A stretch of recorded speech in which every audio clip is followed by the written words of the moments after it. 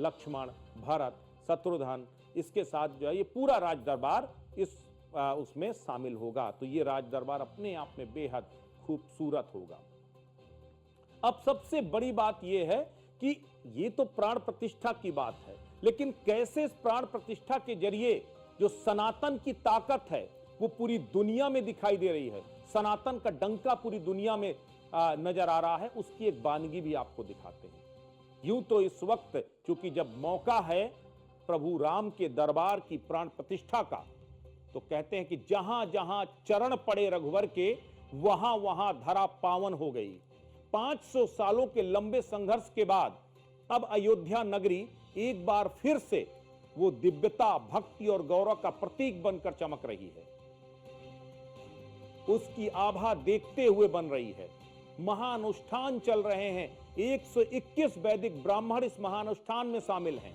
वेद शाखाओं और परंपराओं के विद्वान इसमें शामिल हो रहे हैं, जिसमें 40 विद्वान अकेले काशी से आए हैं, बाकी राज्यों से अलग अलग विद्वान आए हैं।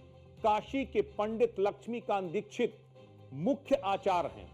ये लक्ष्मीकांत दीक्षित कौन है आपको बताते हैं। 17वीं शताब्दी के प्रसिद्ध विद्वान जो गंगा भट्ट थे उनके वंशज हैं, और उनको ये जिम्मेदारी मिली है प्राण प्रतिष्ठा के मुख्य अनुष्ठान का संचालन वही करेंगे। इसके साथ ही ज्योतिषाचार्य आचार्य गणेश्वर शास्त्री द्रविड़ भी शामिल हुए हैं। इसमें 2 मंडप बनाए गए हैं, 2 बड़े मंडप तैयार किए गए हैं। एक में गणेश जी का पूजन हो रहा है, क्योंकि जब भी आप कोई शुभ काम करते हैं तो विघ्नहर्ता गणेश का पूजन सबसे पहले होता है, और गणेश का पूजन हो रहा है एक मंडप पे। दूसरे में राम जी के विग्रहों के संस्कार होंगे। 9 हवन कुंड स्थापित किए गए, विभिन्न देवताओं के लिए हवन और आहुतियां दी जा रही हैं। यानी ये पूरी तरीके से चल रहा है कि किस तरीके से पूरी अयोध्या नगरी सज धज करके तैयार हो चुकी है।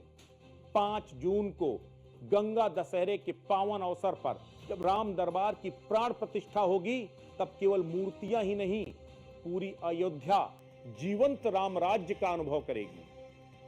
उत्तर प्रदेश के मुख्यमंत्री योगी आदित्यनाथ ने अयोध्या को न सिर्फ धार्मिक और बल्कि पौराणिक स्वरूप में विकसित करने का जो संकल्प लिया था, वो अब धीमे धीमे पूरा होता जा रहा है। मंदिर की नक्काशी से लेकर गलियों की सजावट तक हर कोना अब राम कथा को कहता हुआ प्रतीत हो रहा है।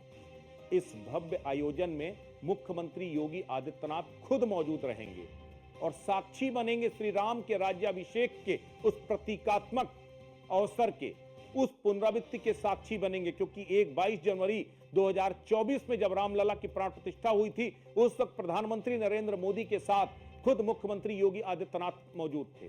2019 में जब यह फैसला आया कि राम मंदिर बनेगा अयोध्या में, उसके बाद से ही, बल्कि उससे पहले से ही योगी आदित्यनाथ ने अयोध्या के विकास का खाका खींचना शुरू कर दिया था। उसके बाद तो अयोध्या में विकास की गंगा बही।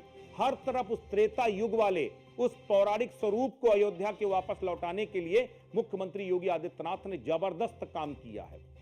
और इतनी बार वो अयोध्या आए होंगे जितनी बार उन्हें खुद याद नहीं होगा कि वो कितनी बार अयोध्या आए हैं। इससे पहले अगर आप उत्तर प्रदेश के मुख्यमंत्रियों की जिक्र करें तो शायद ही कोई मुख्यमंत्री होगा जो अयोध्या आने के लिए तैयार हुआ होगा। लेकिन मुख्यमंत्री योगी आदित्यनाथ ने न सिर्फ वो मिथक तोड़ा, बल्कि अयोध्या को उस पौराणिक स्वरूप में लाने के लिए सब कुछ किया है, और आज उसकी तस्वीर भी दिखाई दे रही है। आज अयोध्या अपने उसी पुराने वैभवशाली पौराणिक स्वरूप में बदलती हुई नजर आ रही है। और अब जो राम दरबार की प्राण प्रतिष्ठा हो रही है, तो यूं लग रहा है कि मानो वही त्रेता वाला जब राज्याभिषेक हुआ था प्रभु राम का, वो वापस लौट आया।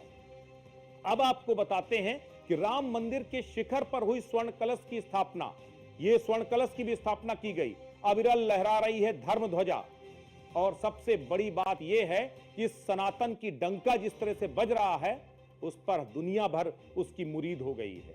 आधुनिक विज्ञान, तकनीक और धन शक्ति के प्रतीक एलन मस्क के पिता जैसी शख्सियत भी अयोध्या में राम राजा के दरबार में आकर नतमस्तक हो गई।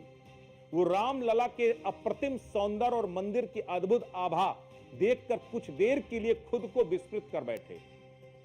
घटना, श्रद्धा और सनातन की सार्वभौमिक शक्ति को रेखांकित करती है। विश्व के सबसे प्रभावशाली उद्योगपति एलन मस्क के पिता एरोल मस्क जब राम मंदिर पहुंचे, उनके चेहरे की जो मुस्कान आप देखिए, प्रणाम करना, हाथ जोड़ करके प्रणाम कर रहे हैं।